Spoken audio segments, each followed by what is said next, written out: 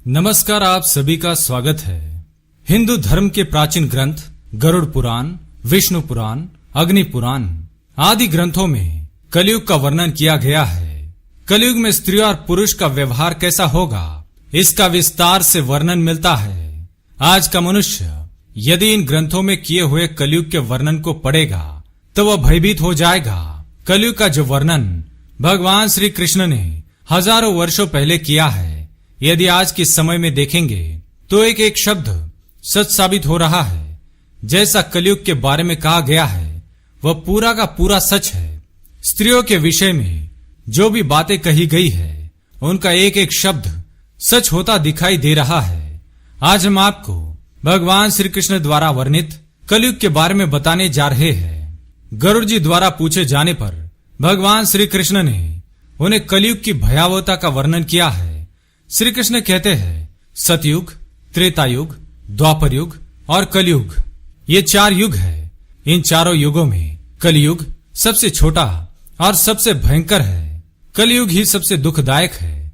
कलयुग में पाप जब उसके अंतिम चरम पर होगा, धर्म का संपूर्ण नाश हो जाएगा, तभी भयंकर प्रलय से इस सृष्टि का विनाश होगा। भगवान श्री कृष्ण ने कलयुग में स्त्री और पुरुष कैसे होंगे, उनके कर्म कैसे होंगे, उनका व्यवहार एवं स्वभाव कैसा होगा, इसके बारे में बताया है। आइए आपको संक्षिप्त में बताते हैं पुराणों में कलयुग का वर्णन किस प्रकार से किया है। सबसे पहली बात, बलवान पुरुष ही सबका स्वामी होगा। गरुड़ पुराण के अनुसार चाहे वह किसी भी कुल में जन्मा क्यों न हो, जो बलवान होगा वही सभी का स्वामी होगा। वह सभी वर्णों से कन्या ग्रहण करेगा। दूसरी बात, कलयुग में जिस भी व्यक्ति के मुख से जो कुछ भी निकल जाएगा उसे ही शास्त्र समझा जाएगा। कलयुग में ढोंग और पाखंड उसके अंतिम चरम पर होगा। इस समय मनुष्य पिशाच, दानव, मुर्दे, मशान, ढोंगियों की पूजा करेंगे, उन्हें ही देवता मानेंगे। उन ढोंगियों को देवताओं के ऊपर स्थान दिया जाएगा अथवा उन्हें देवताओं का अवतार मानकर उनकी पूजा की जाएगी। तीसरी बात, कलयुग में उपवास, व्रत, दान, धर्म, तप आदि प्रकार के कार्य लोग अपनी इच्छा के अनुसार करेंगे। कोई विधि का पालन नहीं करेगा। उपवास एवं व्रत में लोग किसी भी चीज का सेवन करेंगे। चौथी बात, कलयुग में थोड़ा सा ही धन प्राप्त करने पर लोगों को धनवान होने का गर्व हो जाएगा। मनुष्य धन का उपयोग दिखावे के लिए करेगा। हर कोई स्वयं को धनवान दिखाने में लगा रहेगा। पांचवी बात, जो पति धनहीन होगा अथवा जिसके पास पैसा नहीं होगा उस पति को स्त्रियां छोड़ देंगी। और कलयुग में धनवान पुरुष ही स्त्रियों का पति होगा। जो मनुष्य अधिक धन कमाएगा वही स्त्रियों का स्वामी होगा। छठी बात, कलयुग में मनुष्य केवल दूध के लिए गाय को पालेगा, लेकिन गाय की कभी सेवा एवं पूजा नहीं करेगा। सातवीं बात, कलयुग में मनुष्यों का सारा धन घर बनाने में ही खर्च हो जाएगा। वह दान धर्म कभी नहीं करेगा। प्रत्येक मनुष्य की बुद्धि केवल धन कमाने में लगी रहेगी। वह ईश्वर में अपना मन कभी नहीं लगाएगा। आठवीं बात, कलयुग में स्त्रियां केवल सुंदर पुरुष की कामना में स्वेच्छाचारिणी होंगी। वह सुंदर पुरुष की राह में वह शास्त्र, दंड, धर्म किसी को नहीं मानेगी। सभी स्त्रियां पापी तथा व्याभिचारी पुरुषों से ही प्रेम करेंगी। सदाचारी और धर्म के पथ पर चलने वाले पुरुषों से सभी स्त्रियां द्वेष करेंगी। नवी बात, कलयुग में मनुष्य को अन्याय करके धन प्राप्त करने में आनंद महसूस होगा।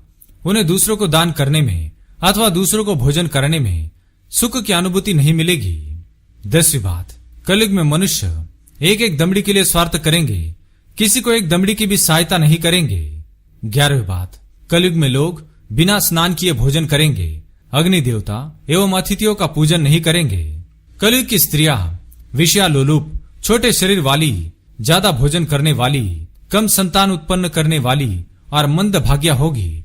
वे दोनों हाथों से अपने सिर को खुजलाते हुए गुरुजनों एवं पति का अपमान करेगी।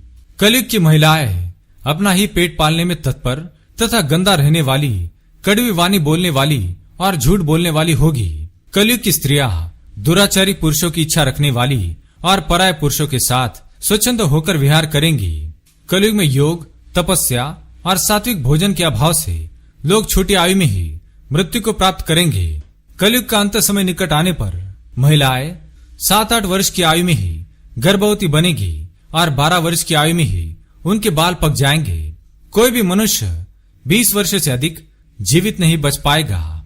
जब अल्पवृष्टि होने लगे, सभी खेत अनाज उत्पन्न नहीं कर पाएंगे। सूर्य अधिक तप्त और उष्ण होंगे। सभी फल रस से रहित होंगे और हर तरफ केवल शमी के पेड़ ही दिखाई देंगे।